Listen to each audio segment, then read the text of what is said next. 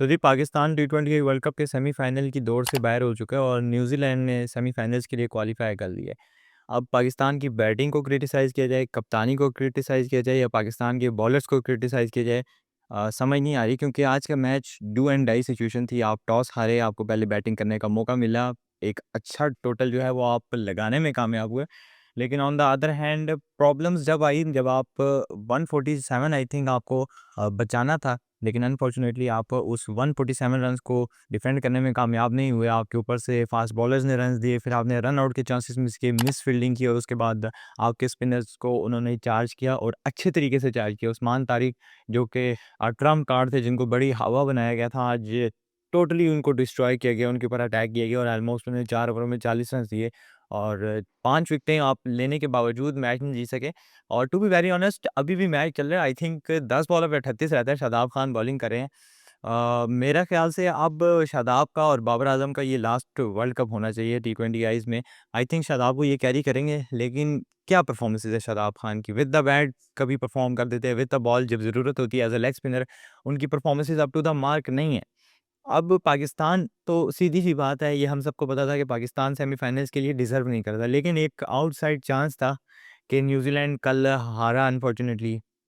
वो जीत जाता, किस्सा वहीं पे ख़त्म हो जाता। न्यूज़ीलैंड के हारने की बदौलत पाकिस्तान को एक चांस मिला और पाकिस्तान उस चांस को भी ग्रैब नहीं कर पाया। ग्रैब करना चाहिए था कि जब आपको 210 के करीब आपने टोटल लगा दिया है, उसके बाद मेरा नहीं ख़्याल कि आप यहाँ से बाहर बनते थे। लेकिन अनफॉर्च्यूनेटली आप अब बाहर हो चुके हो, तो अब आपके साथ क्या ही किया जा सकता है। पाकिस्तान की अगर इस पूरे वर्ल्ड कप के ओवरऑल सिनेरियो की बात करें तो ऑब्वियसली आपने गलती की, अब्रार अहमद और उस्मान तारिक को टीम में रखा। आपके गलत फैसलों की वज़ह से आप अपना इंग्लैंड वाला मैच हारे। शादाब खान की गंदी बॉलिंग की बदौलत आपको मिडल ओवर्स में रन्स हुए। उस्मान तारिक को 10वें ओवर के बाद इंट्रोड्यूस करवाना आपकी सबसे बड़ी गलती थी और Salman Ali Agha as a captain Asia cup के बाद दोबारा इस बड़े टी20 वर्ल्ड कप के इस बड़े इवेंट के अंदर दोबारा से एक्सपोज़ हुए as a batsman, as a captain. गलतियाँ बहुत ज़्यादा थी। तीसरे नंबर के ऊपर 2 से 3 नॉक्स आने के बाद अपने आप को तीसरे नंबर पे प्रमोट करके बाबर आज़म को चौथे नंबर के ऊपर भेजना, वो बाबर आज़म जो कि तीसरे के ऊपर भी स्ट्रगल कर रहे हैं और 2 ढाई सालों से उनके रन्स नहीं आ रहे, उनको मिडल ऑर्डर के अंदर एक नई स्ट्रैटेजी के साथ अपनाना और खुद भी तीसरे नंबर के ऊपर आकर ना रन्स करना, I think it's a bit concern. लेकिन अब प्रॉब्लम ये है कि आपके पास एक अच्छा 15 का स्क्वाड होने के बावजूद आप बेस्ट प्लेइंग 11 नहीं खिलाते। जहाँ पे दूसरी टीम्स 2 फास्ट बॉलर्स के साथ, 2 मेन स्पिन बॉलर्स के साथ जाती, वहाँ पर आप 4-4, 5-5 ऑलराउंडर्स के ऊपर रिलाई करते। शादाब खान को आप इसलिए खिलाते थे कि वो बैटिंग कर सकते हैं। सलमान अली आगा को तीसरे नंबर पे इसलिए खिलाते थे कि वो कैप्टन है और तीसरे नंबर पे उसके रन है। बाबर को मिडल ऑर्डर में इसलिए खिलाते थे कि वो कंसिस्टेंट है। साइम अयूब को आप इसलिए खिलाते थे कि वो फिंगर स्पिनर है, बॉलिंग में अच्छा करता है। तो जब आप इस तरह टीम बनाओगे और एक उनके प्राइमरी रोल की जगह के ऊपर सेकेंडरी रोल को रखोगे और कोई भी प्लेयर अपना प्राइमरी रोल अदा नहीं करेगा, तो इट्स मीन कि आप डिज़र्व नहीं करते और आपकी टीम ने बहुत बड़ी गलती की है और मैं खुश हूँ, टू बी वेरी ऑनेस्ट मैं बहुत ज़्यादा खुश हूँ कि पाकिस्तान टी20 वर्ल्ड कप के सेमीफाइनल से बाहर हो गया। अगर आज पाकिस्तान जीत जाता है, जो कि पाकिस्तान जीत पता नहीं शायद जीत भी जाए, लेकिन अगर आज क्वालीफाई कर जाता, पाकिस्तान नहीं डिज़र्व करता था। ये न्यूज़ीलैंड के साथ अनफ़ेयर होता, जो वो टीम जो कि परफ़ॉर्मेंसेज़ देती आई है, वो डिज़र्व करते थे और हमने सेमीफ़ाइनल के अंदर भी जाके कोई बड़ा तीर नहीं मारना था। हमने सेमीफ़ाइनल्स के अंदर भी जाकर चोक करना था। हमारे Shaheen, Naseem Shah with the ball कुछ ख़ास परफ़ॉर्मेंसेज़ नहीं है। नसीम शाह को आपने पूरे वर्ल्ड कप के अंदर नहीं आज़माया और जब डू एंड डाई सिचुएशन थी, डू एंड डाई मैच था, उसके अंदर आपको न्यूज़ीलैंड के खिलाफ आपने नहीं खिलाया, पिछले मैचेज़ में नहीं खिलाया, पूरे वर्ल्ड कप के किसी सिनेरियो मैच के अंदर आपने इसको नहीं खिलाया और डू एंड डाई मैच में सलमान मिर्ज़ा की रिप्लेसमेंट पर लेके आ गए हैं और शाहीन विद द बॉल उसकी भी पिछले डेढ़ 2 सालों से कोई परफ़ॉर्मेंसेज़ नहीं है। किस बेस के ऊपर फिर आपने उन दोनों को सिर्फ़ इसलिए खिला दिया कि वो सीनियर्स हैं और आज वो रन्स परफ़ॉर्मेंसेज़ देंगे। आई थिंक आप जब बॉलिंग करने आए थे तो आप पावर प्ले के अंदर ही बहुत पीछे रह गए थे और फिर जिस तरह उन्होंने स्पिनर्स के ऊपर डोमिनेट किया, credit goes to their middle order batsmans कि उन्होंने कमाल की बैटिंग की, जिसकी बदौलत पाकिस्तान इस टी20 वर्ल्ड कप के इवेंट से बाहर हो चुका है।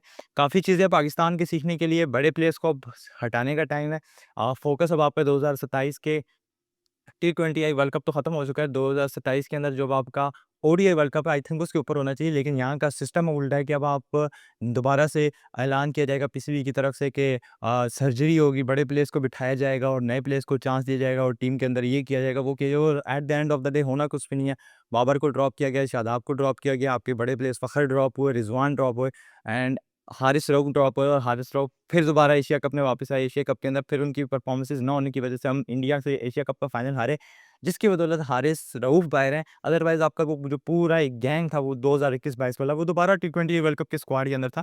तो ये चूरन सिर्फ़ पाकिस्तानी फैन्स को बेचा जाता है। अगर आप ऑन मेरिट सिलेक्शन करें तो ऑब्वियसली आपके जो नए लड़के हैं वो परफॉर्मेंसेस करें, और मेरी अब पाकिस्तान क्रिकेट बोर्ड से ये दरख्वास्त है, एक अपील है कि आप अब अपने यंगस्टर्स को चांस दें। आपका अब जो अगला टी20 वर्ल्ड कप है वो 3-4 सालों में आता है, तो it's best time for you कि आप अपने यंगस्टर्स को चांस दें, वो इन 3-4 सालों में डेवलप हों, जैसा कि इंडिया ने, साउथ अफ्रीका ने अपने यंगस्टर्स को डेवलप किया है, और 3-4 सालों के बाद जब वो एक बड़े टी20 वर्ल्ड कप जैसे इवेंट में जाएँ, तो वो अपनी परफॉर्मेंसेज़ दें। ये ना हो कि अब आप दोबारा बाबर, फ़खर, शादाब, फ़हीम अशरफ और इनके ऊपर रिलाई करें। आपके जो सीनियर प्लेयर्स हैं, शाहीन वगैरह, इनको ठीक है ड्रॉप करो, डोमेस्टिक में जाएँ, वहाँ परफॉर्मेंसेज़ दें वापस आएँ। अब आप यहाँ पर इनको अगर दोबारा बायलैटरल सीरीज़ेज़ में खिलाएँगे, यहाँ पर ये परफॉर्मेंसेज़ देंगे, इनके फैन्स इनकी जो है वो करने लग जाएँगे, और जिसका कोई फ़ायदा नहीं है, क्योंकि अब नेक्स्ट गोल हमारा ओडीआई वर्ल्ड कप है, और I want to see Shaheen, Rizwan, Salman इलियासा, Babar Azam as a leader, as a senior player, Fakhar Zaman Pakistan के लिए ओडीआईज़ के अंदर ये सारे सीनियर प्लेयर्स हैं, और इनकी ज़िम्मेदारी है कि पाकिस्तान को ओडीआई में सर्व करें, और इन सब की बेहतर परफ़ॉर्मेंसेज़ हैं एज़ कम्पेयर टू टी20